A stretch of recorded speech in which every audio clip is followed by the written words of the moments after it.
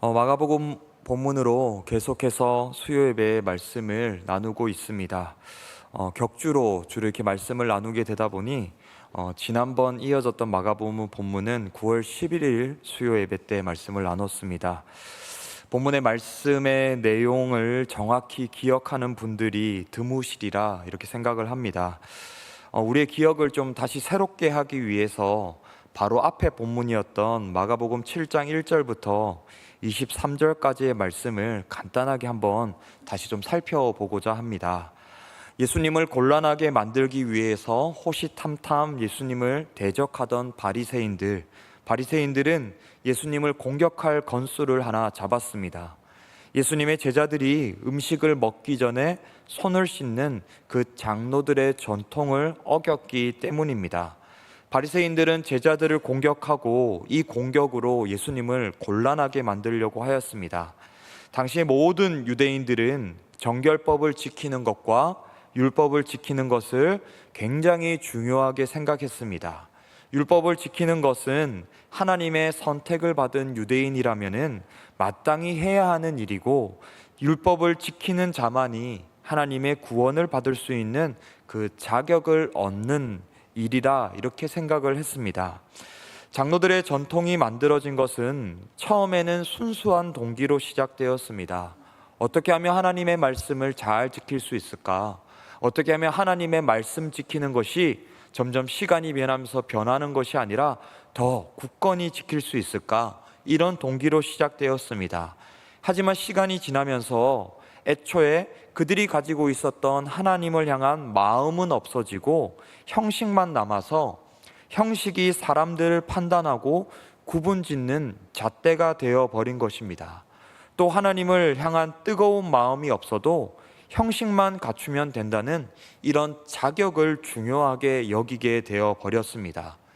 유대인들은 생각했습니다. 자신들은 하나님의 선택을 받은 선민이고, 선민들은 마땅히 율법과 장로들의 전통을 지키는 자들이고, 하나님의 선택을 받지 않는 이방인들은 율법과 장로들의 전통을 알지도 못하고 지키지도 않기 때문에 유대인들과 이방인들은 비교될 수 없다, 이렇게 생각을 했습니다. 이 생각은 구원을 독점한다라는 생각입니다. 하나님은 오직 유대인만을 위한 하나님이다 라고 생각을 했습니다. 아무리 하나님을 간절히 찾더라도, 하나님이 기뻐하시는 믿음을 가지고 있더라도 자격이 없는 자들, 그러니까 이방인들은 구원을 받을 수 없다, 이렇게 생각을 했습니다. 예수님은 유대인들의 이런 생각들을 비판하십니다. 형식보다 마음이 중요함을 말씀하십니다. 형식의 부족함이 우리를 범죄하게 하는 것이 아니라 마음에서 나오는 악독한 것들이 우리를 범죄하게 만든다, 이렇게 말씀하십니다. 형식도 중요하지만 더 중요한 것은 우리의 마음을 하나님께 두는 것, 그것이 중요하다라고 말씀하십니다. 그리고 예수님은 우리들의 시선을 이제 다른 곳으로 옮기십니다. 바로 오늘 본문에 나오는 여인입니다. 본문 24절 말씀입니다. 우리 한 목소리로 읽어보도록 하겠습니다. 예수께서 일어나사 거기를 떠나 두로 지방으로 가서 한 집에 들어가 아무도 모르게 하시려 하나 숨길 수 없더라. 예수님은 바리새인들과 유대인들에게 둘러싸여서 공격을 받으셨습니다. 그런데 그 장소를 떠나 다른 곳으로 가십니다. 그곳은 두로 지방이었습니다. 두로 지방은 해안가에 위치한 도시로서 오랜 시간 동안 경제적으로 풍요로움을 누렸던 그런 땅이었습니다. 스가랴 9장 3절 말씀에 보면은 두로 지방을 이렇게 설명합니다. 두로는 자기를 위하여 요새를 건축하며 은을 티끌같이 금을 거리에 진흙같이 쌓았도다. 두로는 오랜 시간 동안 경제적으로 풍요로운 도시였고 이방인들의 도시였습니다. 제가 울산에 처음으로 왔을 때 전설처럼 들려지던 그런 어떤 이야기를 들었습니다. 옛날에 울산에는 정말 잘 살아가지고 지나다니는 동네 개들도 10,000원짜리 5만 원짜리를 뭐 입에 물고 다녔다, 뭐 그런 전설적인 이야기를 제가 뭐 이렇게 들었던 기억이 있습니다. 두로가 바로 그런 지역이었습니다. 은을 티끌같이 여겼고 금을 거리에 진흙같이 쌓아두고 있을 정도로 이 두로 지방은 경제적으로 풍요로운 그런 지역이었습니다. 바리새인들이 살고 있던, 유대인들이 살고 있던 예루살렘과는 비교가 되지 않는 곳이었고, 여러모로 여러 면에서 상반된 지방이 바로 두로 지방이었습니다. 예루살렘은 비교적 경제적으로 조금 궁핍하고 어려웠지만 유대인들이 살고 있는 곳이었고 바리새인들이 살고 있는 곳이었고, 스스로 나는 하나님의 선택받은 사람들이야, 나는 하나님의 구원받은 사람들이야 라고 자부심 속에 살아가던 곳이 바로 예루살렘이었습니다. 두로 지방은 여러 경제적으로 풍요로웠지만 이방인들이 살고 있는 곳이어서 하나님을 알지도 못하고 하나님을 어떻게 따르는지 교육받은 적도 없는, 구원에서 소외되어 있던 두로 사람들, 이방인들이 살고 있던 바로 그곳이었습니다. 그런데 이런 곳에서 한 여인이 예수님께 나옵니다. 본문 25절 말씀입니다. 이에 더러운 귀신 들린 어린 딸을 둔 한 여자가 예수의 소문을 듣고 곧 와서 그 발 아래에 엎드리니, 이 여인 바리새인들과 상반되고 있습니다. 바리새인들은 예수의 소문을 듣고 그 소문에 불편하게 생각했습니다. 그리고 예수님을 공격하였습니다. 여인은 예수님의 소문을 듣고 예수님 앞에 자신의 문제를 가지고 겸손히 엎드렸습니다. 또 본문은 여인을 바리새인들과 정확하게 비교하고 있습니다. 본문 26절 말씀입니다. 우리 함께 읽어보도록 하겠습니다. 그 여자는 헬라인이요 수로보니게 족속이라 자기 딸에게서 귀신 쫓아내 주시기를 간구하거늘. 여자는 유대인이 아니다 말하고 있습니다.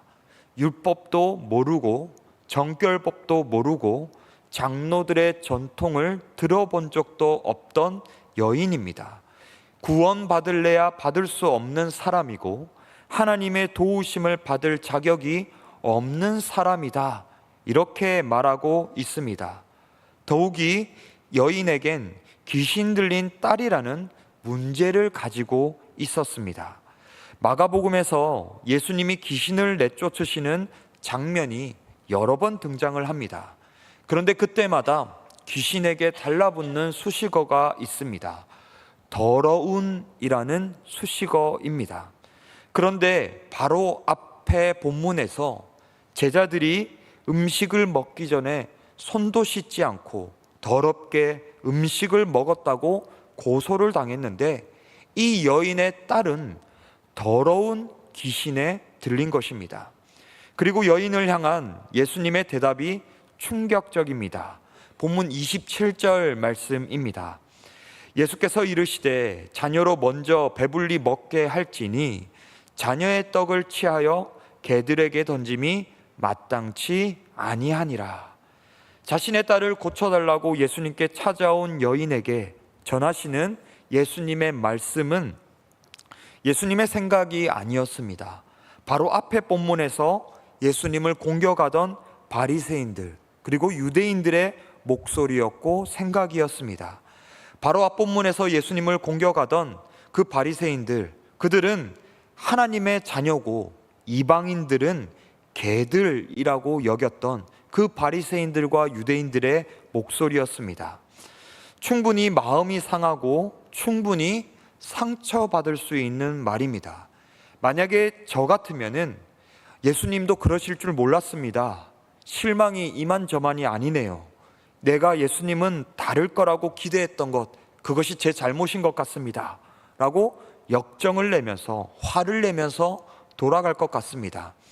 하지만 여인은 그렇지 않았습니다. 본문 28절 말씀입니다. 여자가 대답하여 이르되 주여 옳소이다마는 상 아래 개들도 아이들이 먹던 부스러기를 먹나이다. 듣기 거북한 말을 예수님께 들은 여인은 자신을 개라고 인정합니다. 개라고 나를 인정해도 좋으니 자신의 딸을 고쳐달라고 예수님을 다시 한번 붙듭니다. 여인이 이렇게 예수님을 붙드는 이유는 무엇일까? 예수님이 반드시 자신의 딸을 고쳐주실 것이라는 믿음이 있었기 때문입니다. 만약에 우리들에게 기도 제목이 있습니다. 여러 가지 문제와 어려움들이 있어서 하나님께 기도하러 나옵니다. 열심히 기도를 합니다. 그런데 그 기도가 단번에 이루어지지 않습니다. 기도 제목을 가지고 하나님께 나와서 일주일, 2주일 기도했는데 문제가 없어지거나 문제가 해결될 기미가 보이지 않습니다. 그러면 우리의 마음 가운데에는 이런 마음이 찾아옵니다. 기도해도 소용이 없나? 기도해도 하나님이 들어주시지 않으시나? 하나님은 계시지 않는 건가? 이런 생각들이 우리 마음에 찾아옵니다. 이런 마음들이 찾아오면은 우리들은 열심히 기도하는 것들을 멈추게 됩니다. 기도가 사라지게 되는 경우들이 있습니다. 우리가 기도를 멈추게 되는 이유, 우리가 더 이상 기도하지 않는 이유는 하나님이 내 기도를 들어주시지 않을 거야, 하나님이 내 기도 들어주지 않으셔 라는 생각들 때문에 우리는 기도를 멈추게 되는 겁니다. 그런데 우리가 기도할 때 하나님이 내 기도할 때 내 눈앞에 딱 나타나셔서 내가 너 기도 분명히 들었어, 내가 너 기도 분명히 들었는데 지금은 아니야, 한 달만 기다려 라고 우리에게 찰떡 같은 약속을 주신다면은 우리는 하나님이 약속하신 한 달까지 우리는 멈추지 않고 기도할 것입니다. 이 여인이 예수님이 거절하시는데도 불구하고 여인을 끝까지 붙들고 예수님, 나를 개라고 여겨도 좋습니다, 그런데 내 딸 고쳐주세요 라고 말하는 이유는 이 여인에게 믿음이 있었기 때문입니다. 믿음을 넘어선 확신이 있었기 때문입니다. 본문 27절, 28절에 나타나는 예수님과 여인의 대화를 보면은 재미있는 표현이 등장을 합니다. 예수님은 여인에게 자녀의 떡을 취하여 개들에게 던짐이 마땅치 않다라고 말씀하시고, 여인은 상 아래 개들도 아이들이 먹던 부스러기를 먹나이다 라고 자연스럽게 대답을 합니다.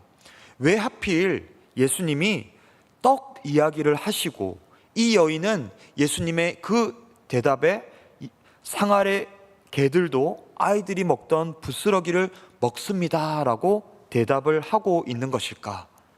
이 표현은 정확하게 바로 앞에 본문이었던 정결법을 염두에 두고 있는 대화입니다. 바로 앞에 본문에 예수님의 제자들은 정결법을 어겼다는 이유로 바리새인들과 유대인들에게 고소를 당해서 어려움을 겪었습니다. 그런데 이 정결법에 이런 절차들이 있었습니다.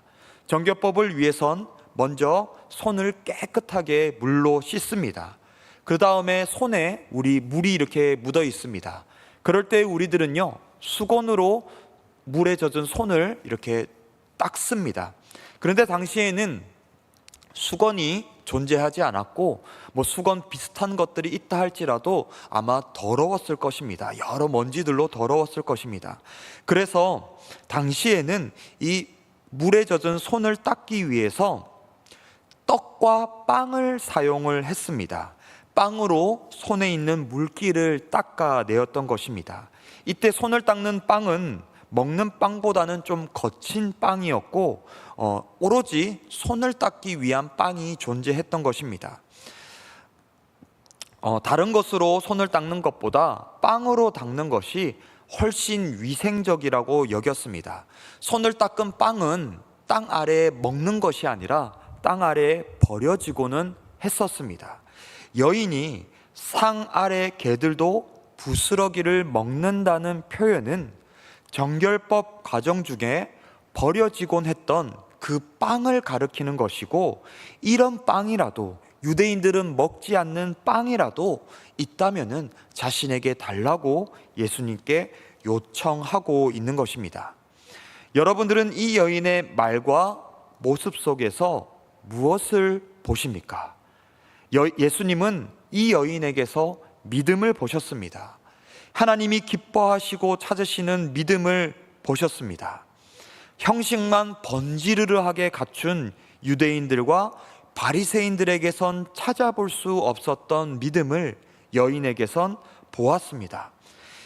예수님은 우리에게도 이런 믿음이 필요하다고 말씀하십니다. 형식이 아니라, 형식을 통해서 자격을 얻는 것이 아니라, 보이진 않지만 하나님이 찾으시고 하나님이 기뻐하시는 믿음이 우리에게 필요하다고 말씀하십니다. 여러분들에게 이런 믿음이 있기를 간절히 소망합니다. 본문 29절 말씀입니다. 예수께서 이르시되 이 말을 하였으니 돌아가라, 귀신이 내 딸에게서 나갔느니라 하시매. 여인의 믿음을 보신 예수님은 여인의 딸을 만나지도 않으시고 귀신이 떠났다고 말씀하십니다. 결국 예수님이 두로에 오신 이유는 우리의 시선을 이 여인에게 옮기시는 그 이유가 여기에 있다라는 것입니다. 바로 앞에 본문에서 정결법, 장로들의 전통을 어겼다, 형식의 문제로 예수님을 공격하던 그 바리새인들에게서 시선을 바로 이 여인에게 옮기심으로 형식이 중요한 것이 아니야, 중요한 것은 바로 믿음이야 라고 예수님이 말씀하시는 겁니다. 예수님의 목적을 달성하셨습니다. 예수님이 찾으시던, 유대인에게서 찾을 수 없던, 바리새인들에게 찾을 수 없던 그 믿음을 두로 지방에, 두로 지방의 여인에게 찾으셨기에 여인의 딸이 그 믿음으로 고침을 받은 것입니다. 본문 30절 말씀입니다. 여자가 집에 돌아가 본즉 아이가 침상에 누웠고 귀신이 나갔더라. 여인을 괴롭히던 문제는 해결되었습니다. 유대인들이나 바리새인들이 중요하게 생각하고 요구하던 형식이나 자격으로 문제가 해결된 것이 아니라 믿음으로 문제가 해결되었습니다. 율법의 율자도 모르고 정결법의 정결이 무엇인지도 모르던 바로 두로 지방의 여인이 간절히 예수님을 붙들고 예수님 앞에 겸손히 나와 엎드림으로, 그 믿음으로 바로 자신의 문제를 해결함 받았다라는 것입니다. 요즘에 TV에선 볼 수 없지만 제가 어릴 적에는 종종 그 TV에서 전설의 고향을 본 적이 있습니다. 제가 청년들에게 전설의 고향을 한번 했던 적이 있는데 진짜 옛날 사람이라고 엄청나게 놀림을 많이 받았던 것 같습니다. 아마 그런데 지금 여기 계신 분들은 전설의 고향을 다들 알고 저와 좀 공감을 하실 수 있을 것 같습니다. 전설의 고향을 제가 이제 막 챙겨보지는 않았는데 어쩌다가 항상 늦은 시간, 정확하게 기억은 나지 않지만 항상 10시쯤 뭐 이렇게 했던 기억이 있습니다. 우연히 전설의 고향을 본 날은 진짜 그날은 잠 다 잔 날입니다. 전설의 고향에 나왔던 무서운 이야기가 일주일 정도는 저를 괴롭혔던 기억이 있습니다. 제가 제일 무섭게 기억나는 것은 구미호가 나오는 그런 막 전설의 고향 내용이었던데 몇 번 봤던 전설의 고향에서 정확한지 모르겠습니다. 그런데 기억나는 장면이 있습니다. 그런데 전설의 고향에 나오는 여성들은 항상 뭔가 문제와 어려움들을 많이 가지고 있었던 것 같습니다.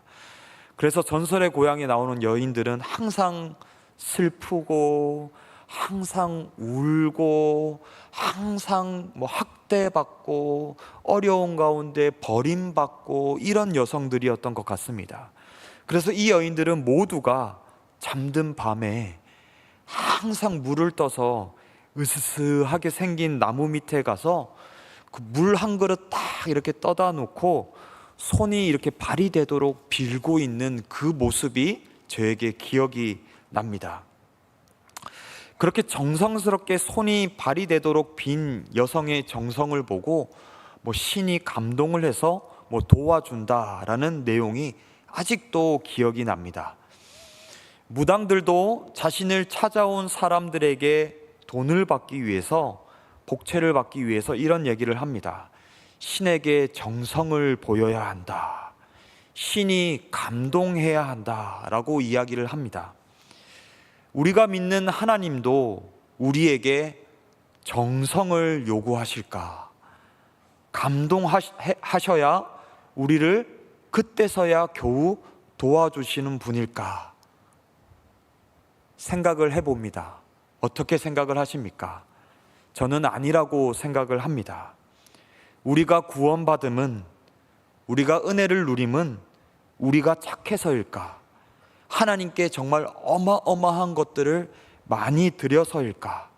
우리가 예배를 많이 드려서일까? 우리가 성경을 많이 읽으면 은혜를 받는 것일까? 아닙니다.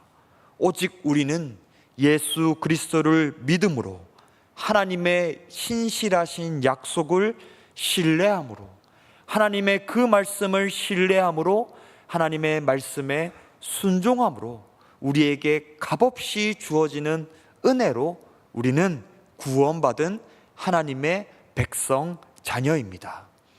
우리는 이 은혜를 기억하고 감사함으로 하나님이 우리에게 원하시는 삶을 살아가야 하는 하나님의 백성입니다. 내가 어떠한 자격을 이루기 위해서 착하게 살고 그 자격을 이루었기 때문에 이제 너 하나님의 백성이야, 이제 너에게 내가 구원을 줄게 라고 말씀하시는 것이 아니라, 아무 자격도 없는 나를 하나님이 선택하시고 부르시고 내가 믿음으로 반응할 때 예수 그리스도를 믿는 나에게 하나님이 값없이 은혜로 구원을 주시는 것입니다. 우리가 받은 그 은혜에 너무나 감사하여서, 너무나 기뻐서 하나님의 말씀대로 살아가는 것이 바로 우리들의 삶입니다. 그런데 우리는 종종 하나님이 원하시는 삶을 살아가면 하나님이 합당한 선물을 나에게 주실 것처럼 우리들은 착각할 때가 있습니다. 또 주변 사람들을 그렇게 판단하는 실수들을 가끔씩 할 때가 있습니다. 우리는 하나님의 은혜를 받고 사는 사람들입니다. 하나님의 은혜가 없이는 지금의 나도 없고 살아갈 수도 없습니다. 은혜를 기억하고 은혜를 나누고 은혜 받은 자처럼 항상 감사함으로, 기쁨으로, 하나님이 원하고 바라는 모습으로 하나님을 더욱 가까이 하는 여러분들 되시기를 축원합니다.